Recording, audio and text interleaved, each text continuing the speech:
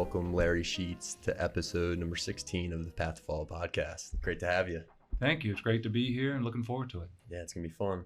So maybe we could start out with the book that you brought in. I'm interested. I've heard a lot about it, and maybe you could hold it up a little bit to the camera. This is something that I want to start doing with this podcast, is have people bring in a book that might have influenced their life or changed their perspective a little bit. So what do you have there? This is The Legacy. It's it's about the All Blacks, a New Zealand rugby team that back in the day were at the top of their profession for many years.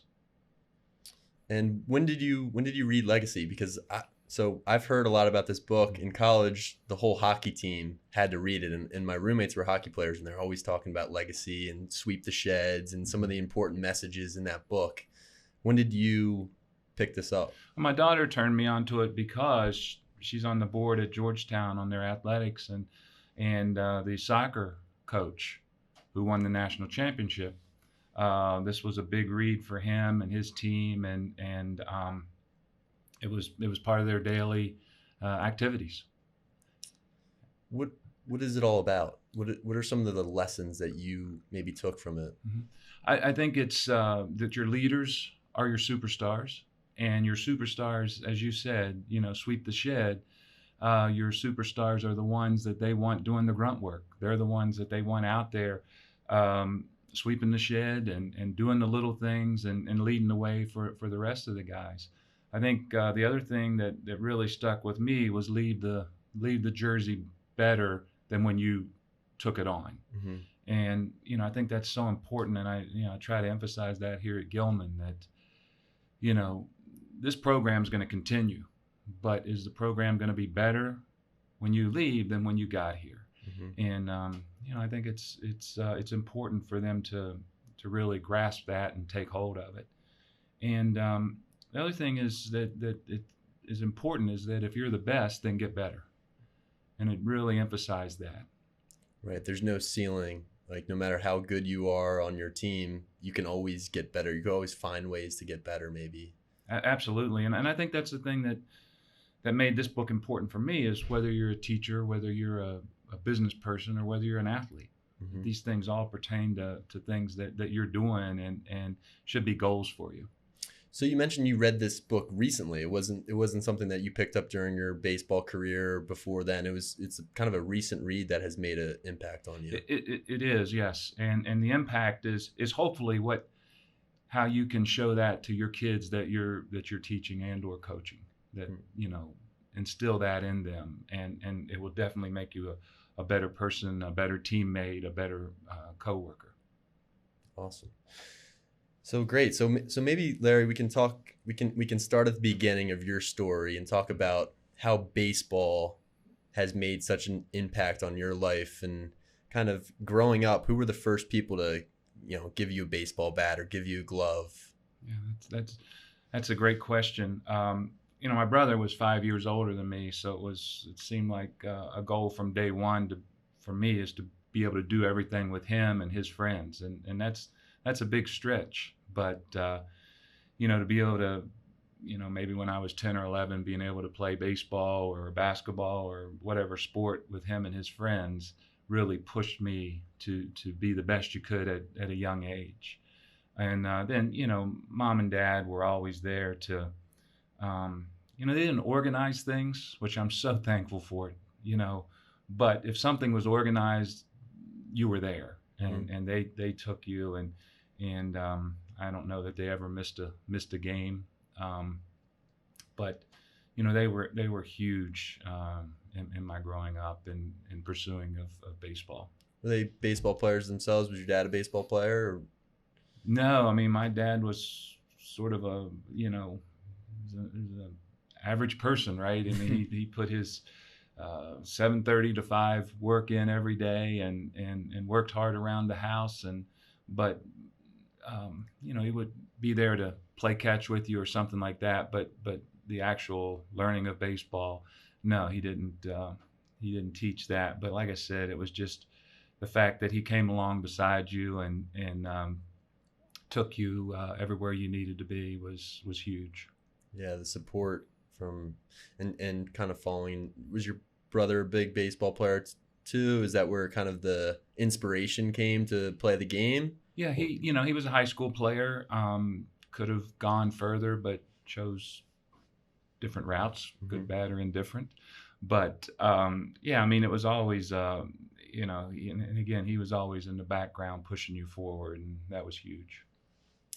How did you know that you wanted to pursue baseball as a career? Was it always something that you saw in your future, or was it in high school? Was it just something that you were playing at your high school and you didn't see too far past that, or was it something like I want to be in the major league? Hmm. Well, the funny thing, I came from a town of 25,000 people, so there was no one that had come along really before that had obtained those goals.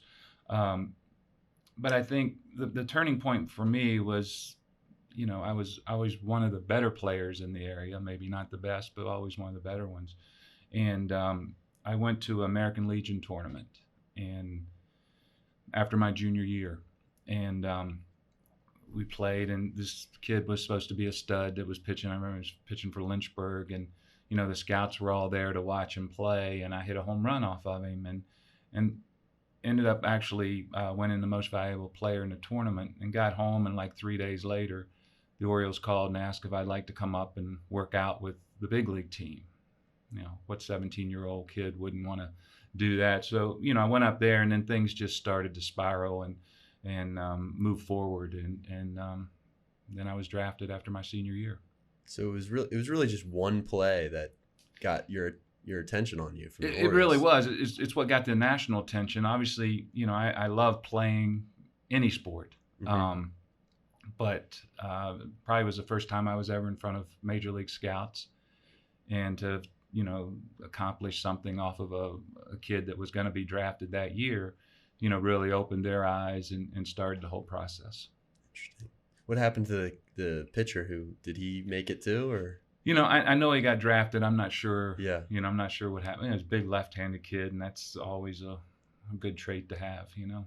What was it like going up to Baltimore and practicing as a 17-year-old with the major league guys? Well, Baltimore Orioles was my favorite team growing up, and we had the Senators, but it was always the Baltimore Orioles. It was always Brooks Robinson. It was always Jim Palmer, and I remember going up, and I actually got the hit prior to them being out on the field, but then they asked me to take infield with them, and I never prayed so hard for rain, and it actually did rain. And I didn't get an opportunity to take infield with them, but I would have I'd have been scared to death to do that, but it would have been a great opportunity. Oh wow. So after that day, how did things kind of work out for you? After that, I guess that's a tryout, really, or is that a? Well, it was, Yeah. and then I had a really good senior year, and then in June of '78, a couple of days before you were born, I was drafted in the second round, the 29th pick by the Orioles, and that was also the year that Cal was drafted, and I certainly remind him daily that I was better than him at an early age, and then he got really good. But yeah, that was it, and then the journey started. Mhm. So I'm interested in your relationship with Cal, and maybe as you two came into the organization together, what were some things that you saw him do that maybe inspired you or rubbed off on you? Because, as you said, he wasn't drafted as high, but Right. he transformed with the O's, if I understand that right. Absolutely. I mean, when in '78 he was 6'1", and now he's 6'4". He was slight, and then all of a sudden he started to put on some weight. And but I think the thing, I mean, he was head and shoulders above all of us in the mental aspect of the game, and that that went throughout his whole career.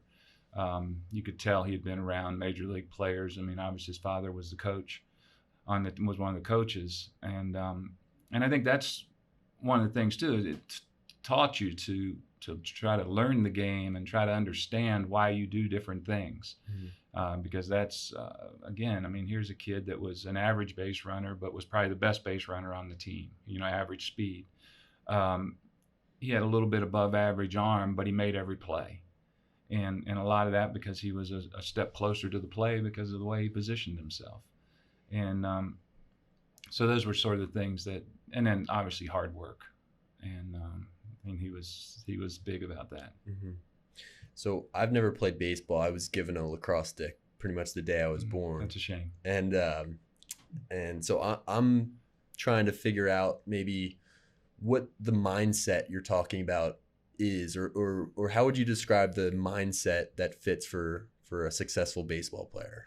Is it similar? I've been playing golf recently, and what I like about golf is you hit one shot and it's great and it's straight and looks good. And then the next one, you shoot it out the side. And the whole time you're trying to figure out, what did I do on that last hit that was perfect? And it's a mental game, which is, as we talked with Timmy Hawley last time, it's addicting almost, that pursuit of perfection. But there's a lot of failure involved. Well, the worst thing about golf is you have to play your foul balls. That's hard.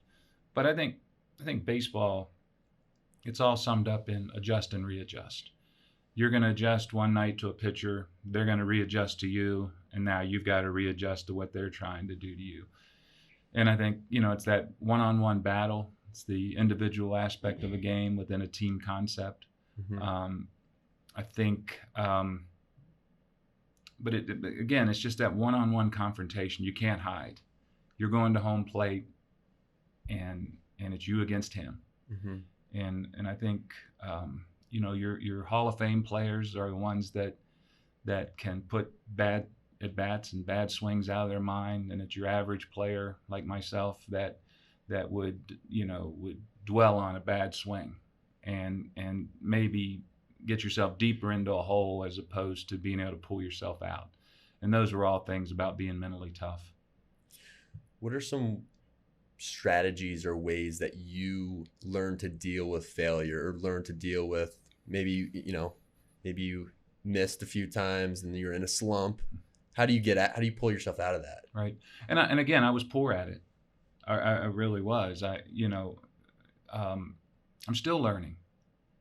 You're still learning how a good day of golf or a bad day of golf, and moving on from one shot to the next, or a good day in life and a bad day in life, and how do you pick yourself up and move on? And for me, it's a daily grind. Right. I'm trying to learn, that aspect of failure and pushing yourself and just being the best person, or the best teacher, or the best coach that you can possibly be, and dealing with the setbacks.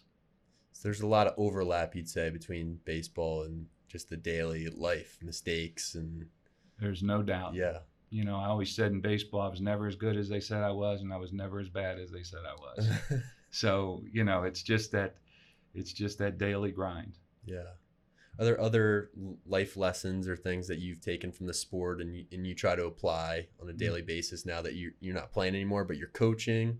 Yeah, I mean, I think, I relate well with the kids now, some of the kids, because I know that I didn't pursue my academics the way I should have. And now you can kind of bring that back to the kids and say, it's an important aspect of life, it's an important aspect of being the best student you can be here.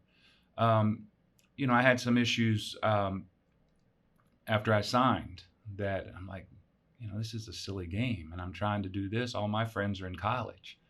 What if this doesn't work out? What if it's... So it was a maturing thing. So I actually stopped playing baseball a couple years and went to college at Eastern Mennonite. And that gave you that growth period. I think there's a reason that people go to college before they pursue professional athletics, because, you get thrown out into the real world. And, back then drinking age was 18 and a lot of that was going on, and, how you handled that or didn't handle that, or whatever the case might be. it gave me that opportunity. I think it was a way for God to say, wait, you got to slow down, and you got to get grounded. Mm-hmm. And that's what going to college allowed me to do. And um, it was the best thing for me. Yeah, those years are important just to develop. Like when you're 17, well, your brain's not even developed till you're 25 years old. So that college time is the most. Maybe 25. Yeah, maybe 60. Yeah. I'm still trying to work on that. Yeah, But for sure.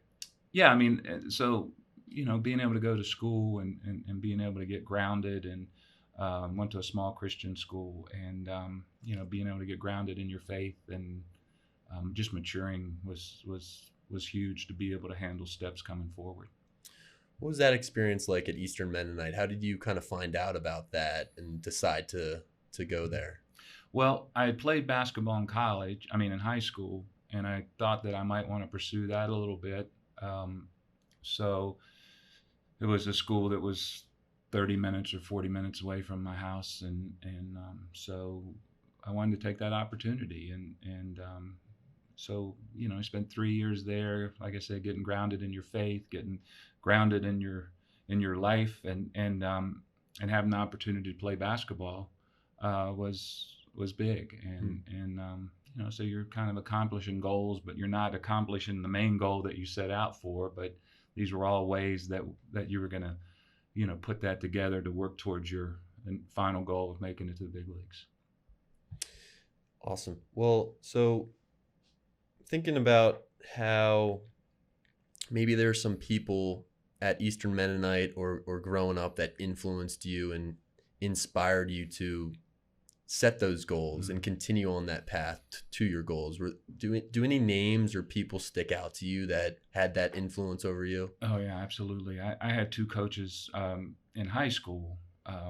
One of them, Paul Hatcher, the basketball coach. He won 975 games. So he won a few games. I was on his worst team he ever had, and we were 19-7.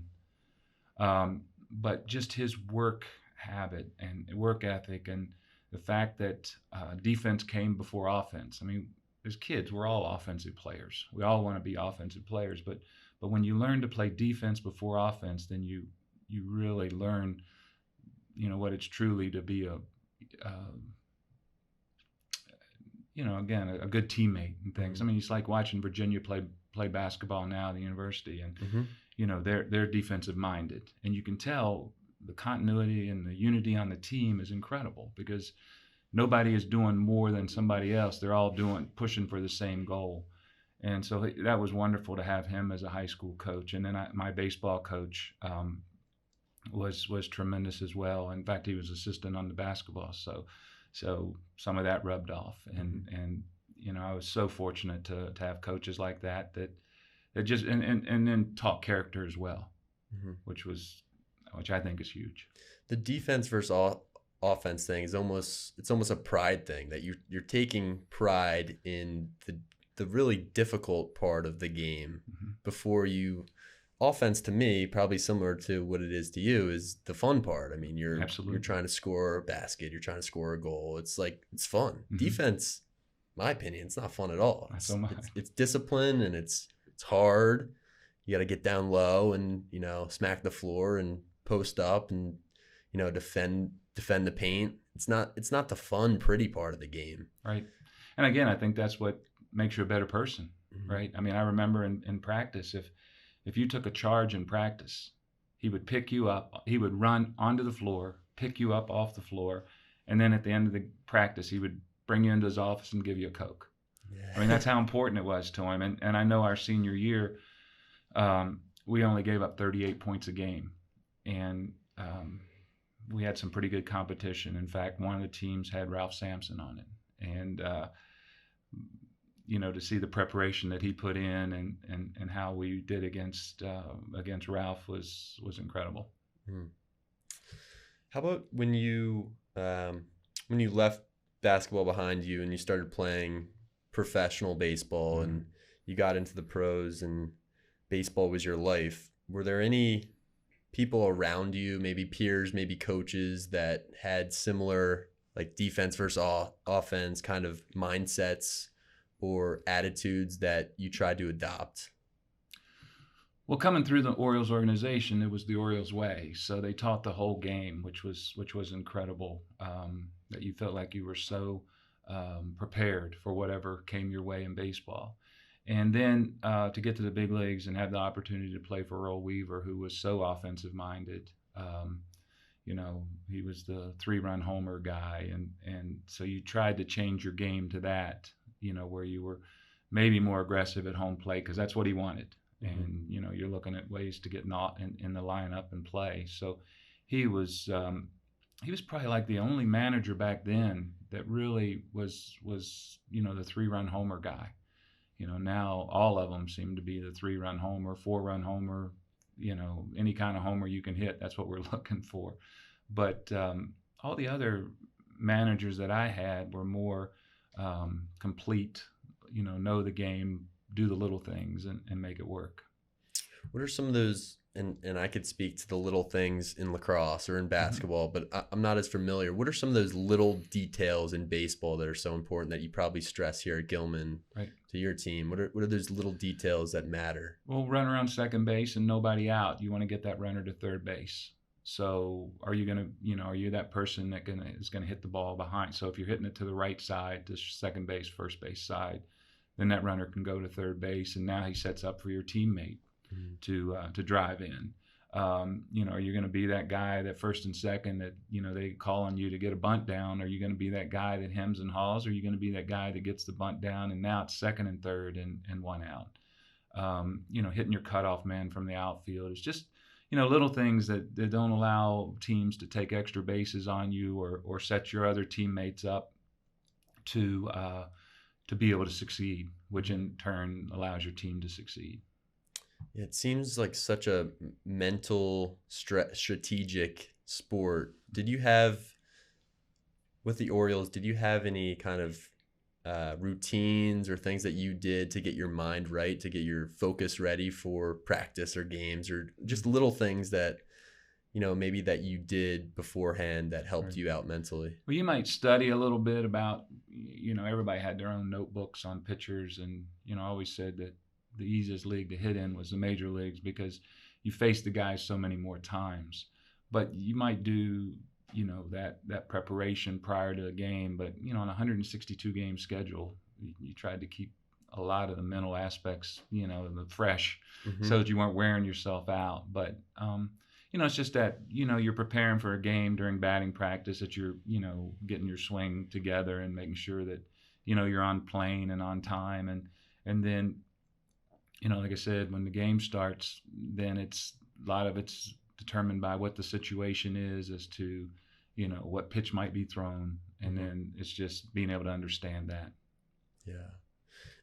And for high school guys that you coach now, how do you coach those strategic parts of the game? How do you, like, when I was in high school, I wasn't thinking about that. I was only thinking about the offensive stuff, like scoring the goal or getting the bucket. There's a lot more to this sport that you kind of have to teach or guide them towards. How do you do that as a coach of baseball? That's funny. That would be a great question to ask the guys on the team. Do they enjoy playing for me? Who, if we get runners on first and second and nobody out, and you happen to be that person coming up, chances are you're going to bunt. I would rather bunt and get the second and third than hit a one hot ground ball to shortstop and then turn a double play on us. I think you have to sell it. And then here's the key, right? The kids have to buy into it. We're either buying into this or, they all want to hit home runs, right? Like, some of them can't. Yeah. It's impossible. But the fact that this will be my 12th year, and I feel like over the past 11 years that the kids have bought into it. We try to make it a big deal when they accomplish the goals that we've set out for. When a kid lays down a bunt with first and second, they get them to second and third. The guys on the bench better be up, and they better be congratulating him like he hit a home run or like he had a base hit, because it's just that huge part of the game. Right. I love that. And it's very similar to what you're talking about your high school basketball coach, when you take a charge, he brought you into the office and gave you a Coke, right? It's the same kind of mindset. It's those little hero plays that maybe don't make the front page of the paper, but might win the game. Right. I agree 100%. But again, to a high school kid, is this important? And my thing with our kids is, when you play in the summer, hopefully we've prepared you to play in the summer. Then you're playing in the summer. It's all about you. Mm-hmm.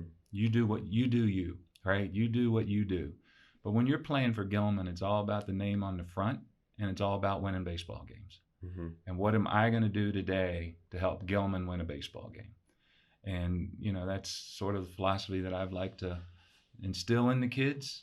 But again, as a 15, 16, 17, 18-year-old kid, you've got to buy into it, and you've got to think it's important, or it's not going to work. Right, especially when you want your name on the front of the paper. You want to be the guy with, in my case, the guy with 5 goals and 3 assists, right? You want to be the superstar, but that's not what wins require. It can, but day in and day out, I don't think it does. Mm-hmm. And but again, how if you're making it seem important to the kids, then it's easier for the kids to buy into it. So going back to my question about kind of the peers that influenced you, or some of the lessons that you took from the guys around you, is there anything that you learned maybe from the high school guys today in terms of their preparation, or the things that maybe they do that you didn't notice before or think about? Are there any kind of like newer techniques or skills or mindsets that they have that have rubbed off on you at all? Well, they've tried. I try to be open-minded. I don't want to sit there and say, yeah, I'm open to everything that, Trip Myers was terrific. We would always say the internet is wonderful. And then we would look at some of the stuff that Trip was working on, and we say, man, the internet is horrible.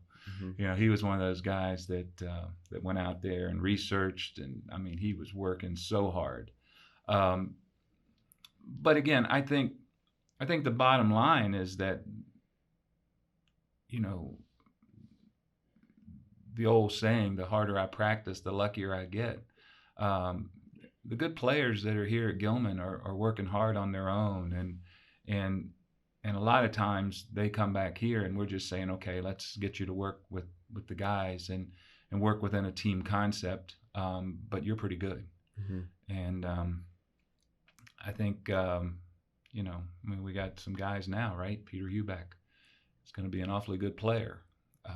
Whether it's going to be at Wake Forest next year or whether it's going to be somewhere else. I mean, we didn't teach him his skill set, right? But what we try to do is work with his skill set and make sure he's doing everything he needs to do to make it work for him and obviously work for Gilman. Yeah, he's gonna be a pretty good player. It's that product of not only natural talent, but his hard work, and he's putting in the time and he's doing his research. Like you said, it's a lot of mental stuff and preparation. Yeah. And they're the ones that have learned it, right? I mean, I look back over the last 10 years. I mean, we've had some awfully good kids come out of this school, but the couple of few that really stand out, Max Costas. Maxwell works so hard. Mm-hmm. And now he's at Maryland. He's doing great. He's going to get drafted this year. My son, he worked really hard, spent 3 years at Wake and then got drafted by the White Sox. So, these guys that are here, they're not here by chance, right? They're not good by chance. They're good by the fact that they had a skill set and they worked at it. Mm-hmm. Awesome. How has the game of baseball, in your experience, changed since you were playing till now, and some of the things that the guys are doing now? Has it changed, and do you like the way that baseball is trending? Oh boy, we're trying not to be controversial here. No, that's a great question. I struggle with the game today. I think it's a bad product. Really? I really do. I like I said, I came through the glory days of the Orioles, the tail end of it. But like I said, we were prepared and we knew how to play the game. I'm not sure the kids know how to play the game today. You watch little things that they do. It's all about hitting home runs, and strikeouts that's fine. I'm not sure that I agree with that. I think strikeouts are not fine, Mm-hmm. but home runs are great. But at some point in time, you've got to move a runner. You've got to do. You don't see you don't see them doing that anymore. You don't see managers managing anymore. They're just throwing the guys out there. If you get 7 runs and the other team scores 6 runs and we win the game, you may have to manage coming down the end of the game, but there's not a lot of pinch hitting that goes on anymore. I think it's sort of turning back a little bit, at least from talking to Gavin, my son, about the things that are going on in the White Sox organization, that maybe they're getting away from the the sabermetrics and all these numbers, right? When I grew up, talking about launch angle and stuff. Well, you take a swing and you hit a ball really high. Well, the launch angle was too high.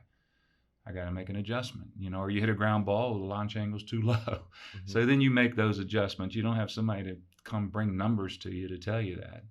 And but I would just like to see it get back to where managers manage and players know how to play the game and play it right.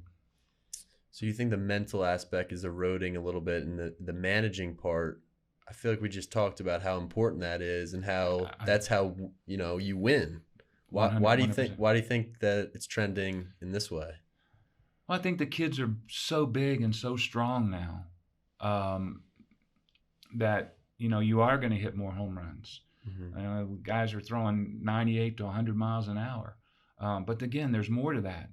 If 98 to 100 mile an hour is so great, then why don't you just throw the ball down the middle of the plate? Mm-hmm.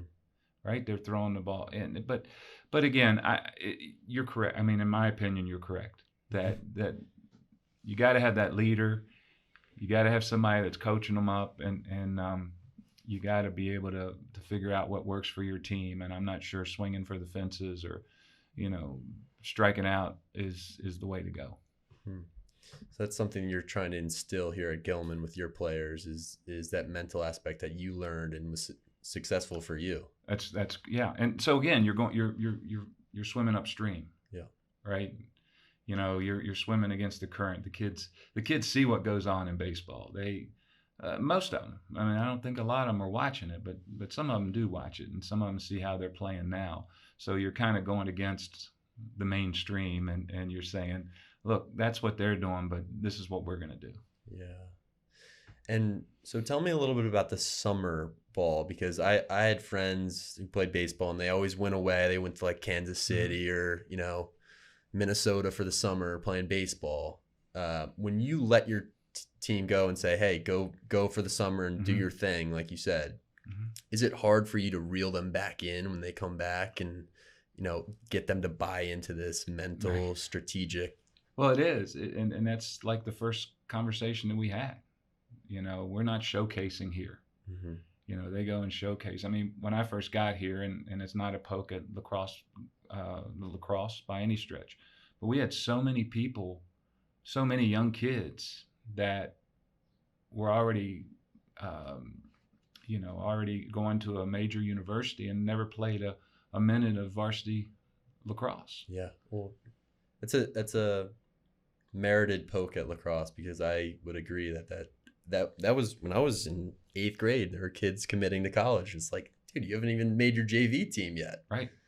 And that's what happens in the springtime, right? I mean, I've had so many or in the summer, I've had so many conversations with colleges, and they're like,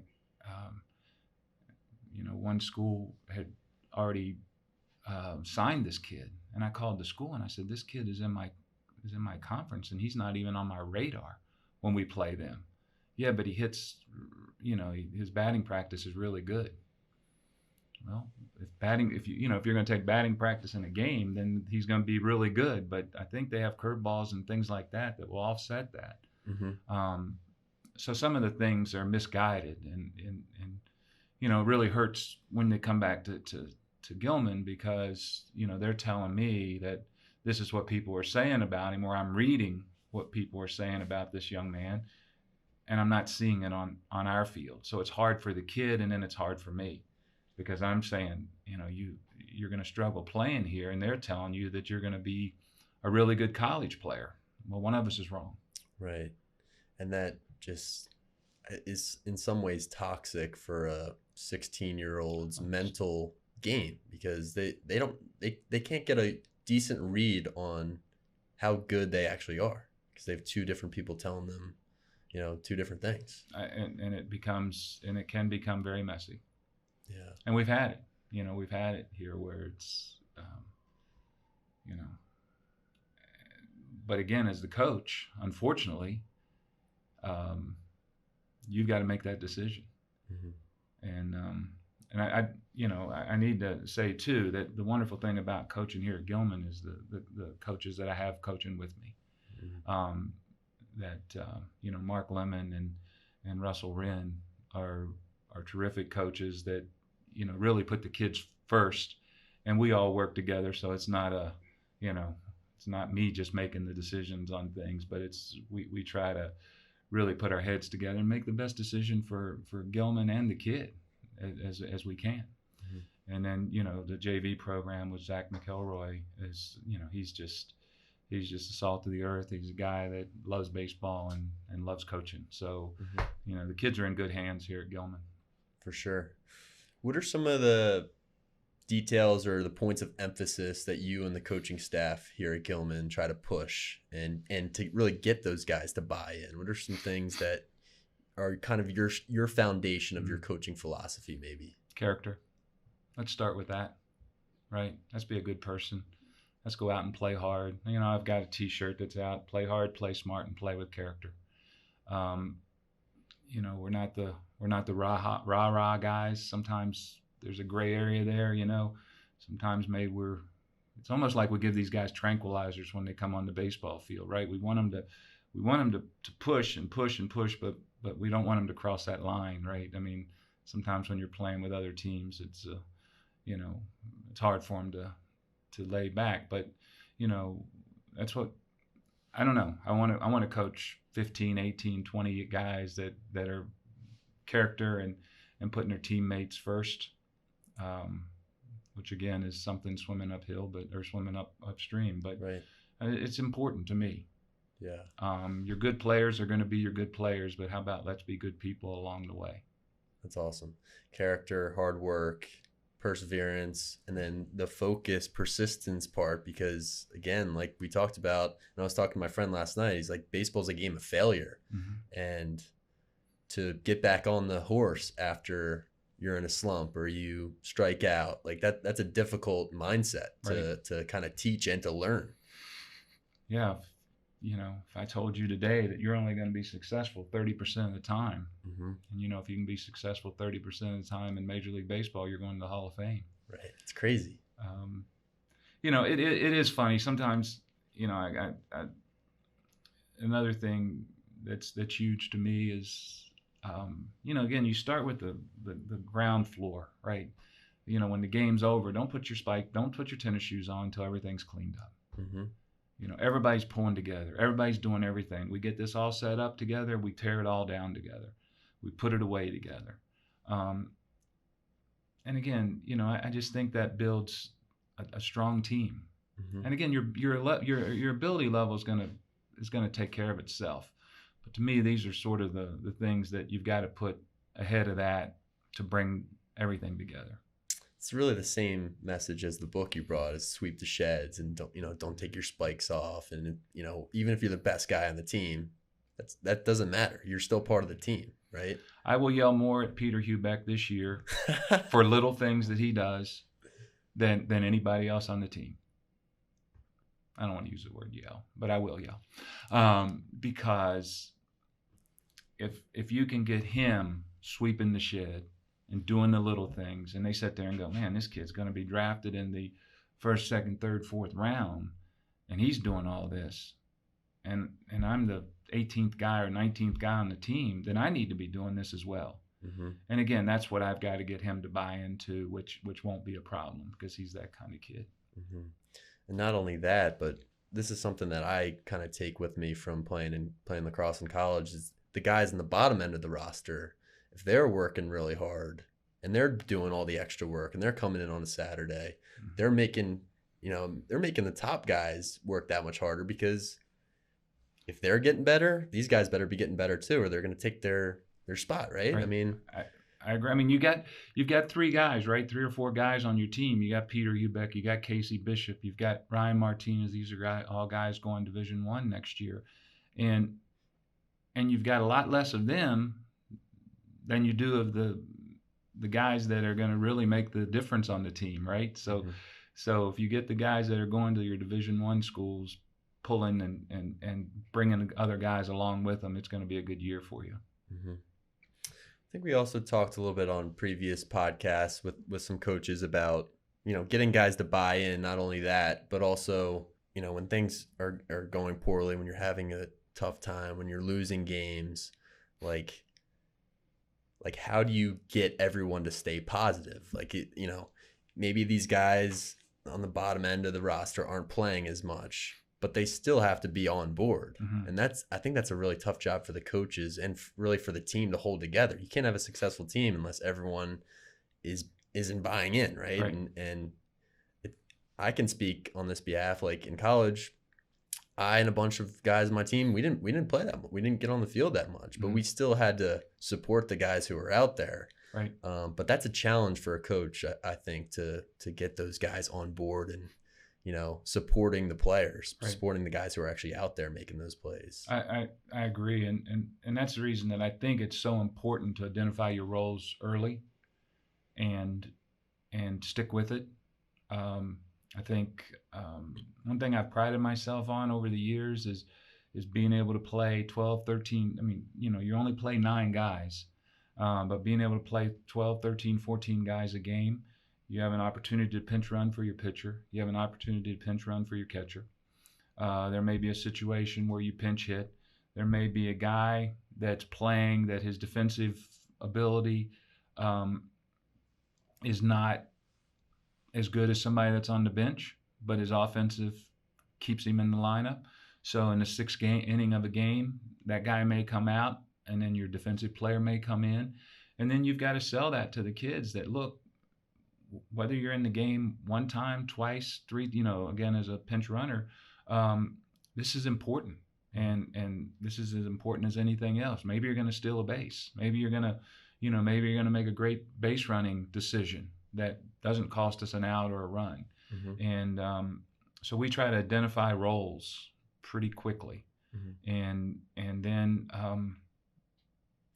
keep pushing them in practice. I mean, we spend a lot of time in practice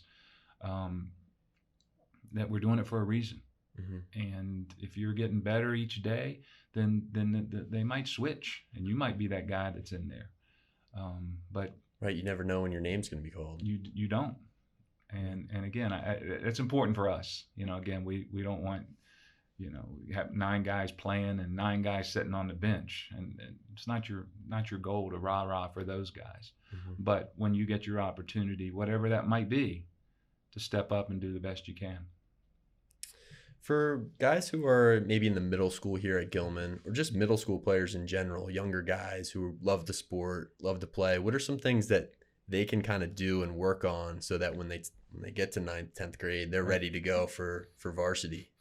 Well, play with the older guys. Big guy, I'm focused on working on the basics.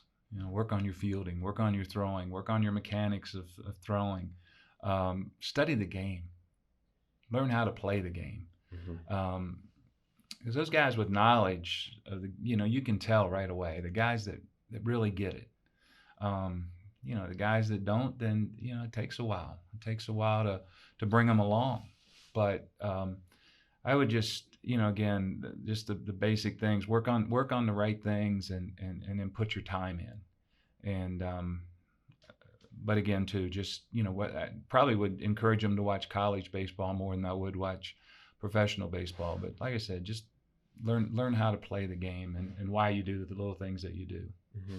Maybe find a few players that have your same skill set and watch them and just focus on them. That's kind of the advice I give to younger lacrosse players is find out who has the same type of game as you do and just watch them. Right. And try to do what they're doing out there.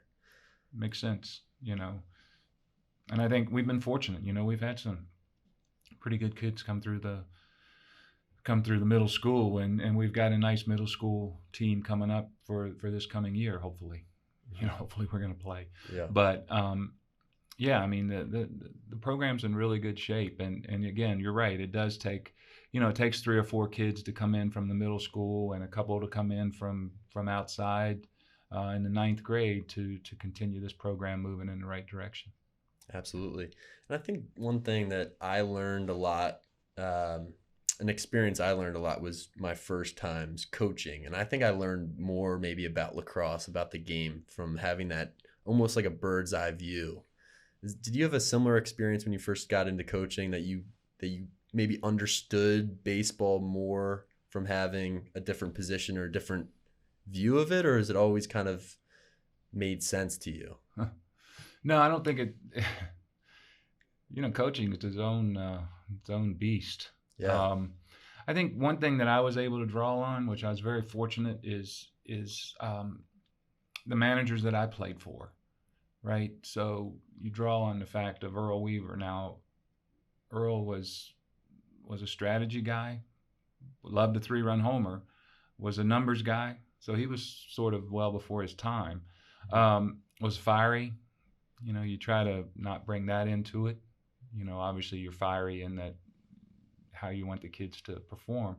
And then Sparky Anderson, so 2 Hall of Fame managers with completely different ways that they went about things. And I think I try to bring a little bit more Sparky into it, in that,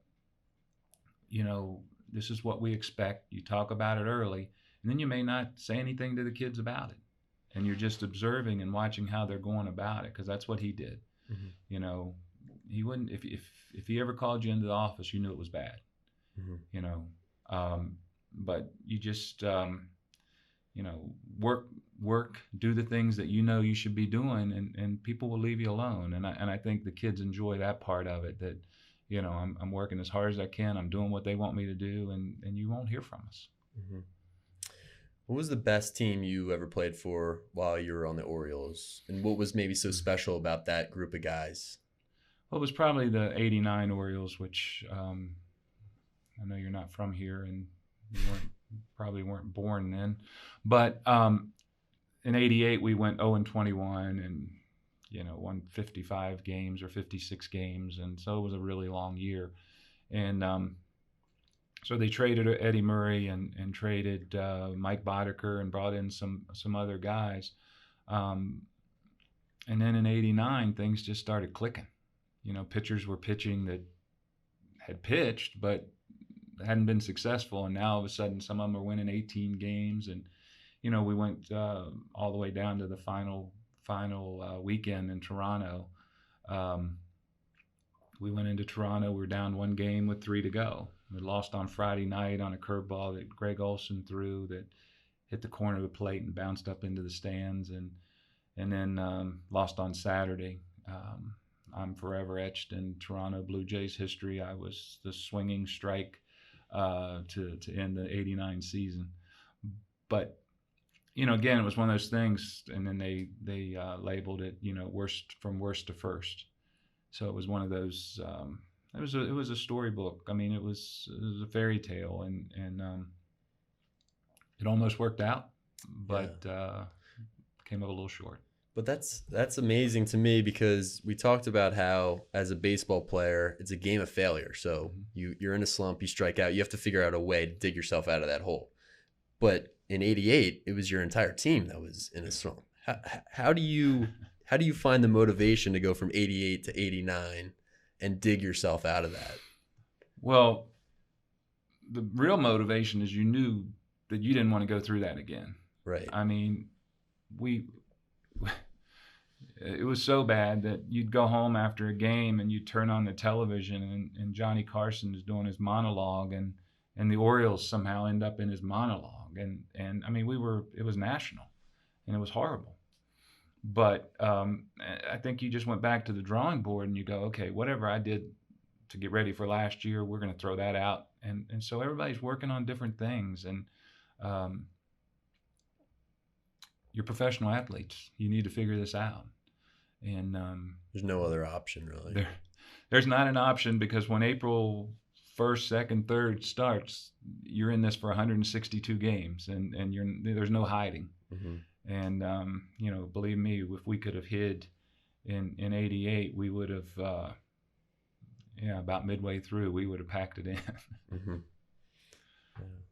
That's amazing. I mean, that is a success story. That's a fairy tale Yeah. turnaround. I mean, that you probably take lessons from that year with you in life because. Well, the first year that I came in, the previous year they were 3-16, and Coach Holly was the coach, which had nothing to do with being 3-16. The fact was that he set the program up by keeping 4 freshmen. Now those 4 freshmen went 3-16. So what did they do different the following year? Well, they got a year older, right? Mm-hmm. They got a year more mature. They got a year stronger, and we ended up 27-5 and won the MIA championship Mm-hmm. with basically, without a few people, but basically the same group. And again, it's getting to buy into a different philosophy, working out in the mornings, starting practice in the mornings in January, and doing things that really Gilman hadn't done in the past, but just putting an emphasis that, look, this is important. Mm-hmm. If you're going to play, it's just like going to English class. It's just as important. Right. If it's not, then we should call it recreation baseball or recreation sports and not keep score. Right. It's a mindset. It's a day-to-day thing. Right. Right. Something you sign up for. Absolutely. I can't think of playing a sport and not doing it to try to be the best you could be. Absolutely. So after you kind of finish your career, what was your decision-making process to say, I want to get back into it, I want to coach, Mm-hmm. I want to keep baseball as a part of my life. It's something that you love, and sounds like you've always loved baseball since you were younger, right? It's a wonderful game. Yeah. How did you make that decision? What was it like after you were through with the Orioles? Well, it's funny. I was with Seattle at the time, 1993. I'd just come back. I played a year in Japan, and I'd just come back and went to AAA with the Brewers and got traded to Seattle. And once you start, all this stuff starts happening. It's time. And we were playing in Minnesota and running around second base, doing the little things. Right, scores tied. I think like 7th or 8th inning of the game, and okay. I'm a left-handed hitter, so my objective here is to pull the ball and get the runner to third base. Well, I go set up to, in my mind to do that, and I hit a double down the left field line, and I'm standing, and it's just as clear as day. I'm standing on second base, drove in the run, and I'm standing on second base, and God spoke to me, and he goes, "You're never going to play again." And I felt like 1,000,000 pounds was lifted off my shoulders. And so I tell that story to get to the next, that there's so many guys that could never really put the game away and kept on trying to hang on and hang on and hang on. But after that day, it was so clear to me. So I went on to pursue teaching kids. So I was running batting lessons and working with younger kids on being successful as a hitter. And I did that for about, I did it for 20 some years, but I did it from 94, I guess. And then I came here in 2009. Mr. Holly, Timmy gave me an opportunity to coach here. And so I took that opportunity and have been doing it since and enjoying it. That's awesome. And so you made a pretty successful play, and it kind of came to you that you weren't gonna play again. In my mind, I'm trying to do something, right? And maybe my ability had left me, right? I was 33 at the time, I guess, and trying to hit a ground ball to the right side and hit a double down the left field line. It's just like, okay, it was success, but it wasn't what we were attempting to do here. So it, just the writing was on the wall. Couple more questions. I'm interested in your experience in Japan and what made you want to go over there and play. Being totally honest, money. Money. It was the most money that I'd ever made, and it was an opportunity to experience a different culture. What was it like over there? It was interesting. I mean, the Japanese people were wonderful. The culture is a little tough for me, but the people themselves, fantastic. Um, very supportive. Um, my daughter went to an international school. She was 6 at the time. So she went to an international school and she got the flavor of that. We lived in an international neighborhood. Um, being gone for 8 months out of the country was tough, and a couple months by yourself over there was tough, but it was so rewarding, and it makes you so appreciative of what you have here. Mm-hmm. For sure. So it was eye opening, right? So it was back during the Rodney King, so you got the perspective of what the international newspapers wrote about it, mm-hmm. as opposed to living within that. So you saw the bad and the good of America from outside, but day in and day out, it was a terrific experience. And being in Yokohama, only 30 minutes from Tokyo, was very westernized, and but we had a blast. Did you have a different mindset or perspective when you came back and continued to play in the States? You did. I mean, again, being appreciative of what you have here. I think a lot of times that, one of the fallbacks really is that, maybe you don't appreciate what you have here at Gilman, or maybe you don't appreciate, but, maybe I wasn't appreciating the big leagues like I should have, and what that meant. Taking it for granted. Yeah. And when you go over there and you're playing on dirt infields, and your travel's a little bit different, and but yeah, it just made you more appreciative of what you had. For sure. I think that's something I've experienced when I came to Gilman for the first time, because if you grow up here and you go to Gilman your whole life, you probably take it for granted a little bit. Right. And for me, having gone to public school, going to college, and coming here after, it was like there's so much at your fingertips at this place. It's an amazing school. Right. You have facilities, you have teachers who care. Everyone here is passionate about what they do. I think for the guys here to put that into perspective as much as they can. I know it's hard to be in high school and have everything here. You almost expect it in some ways, but it is an amazing place. And I think part of the idea of this podcast is have people like you who love what they do and put you on display a little bit, because I don't know if everyone realizes or appreciates or maybe in some ways takes it for granted that we have all these great things right here on site. So a lot of colleges would like to have this facility, I know, right? But no, you're right, and it's easy to do, and but I'm very very thankful to be here and to be a part of it, because it is a special place. Absolutely. Larry Sheets, it was a pleasure to have this conversation today. Best of luck as the baseball season gets going here. I'm hoping that we have a spring season too. I'm pretty optimistic, but I'm looking forward to things maybe turning around a little bit here in the next couple of months. So let's try for a little sooner than that. But yeah, I agree with you. I just after you've lost, as you guys did, after you've lost one season, boy, you really want to get back out there and do it. Yeah, I mean, I'm feeling for the high school guys especially, because this is what they've been working for, and this is what they care about, and something out of their control. I mean, I get that it's life, but I'm hoping that we're back out there and we find a way to make it happen. Right. Well, if there is, I know that our athletic directors and Mr. Smythe are working hard on our behalf. They really are. Yeah, we're definitely appreciative of them and all they're doing, because they for sure did not sign up for to be coronavirus managers here. But Larry, it's a great time. Thank you very much for coming in today. Appreciate it. It was a lot of fun.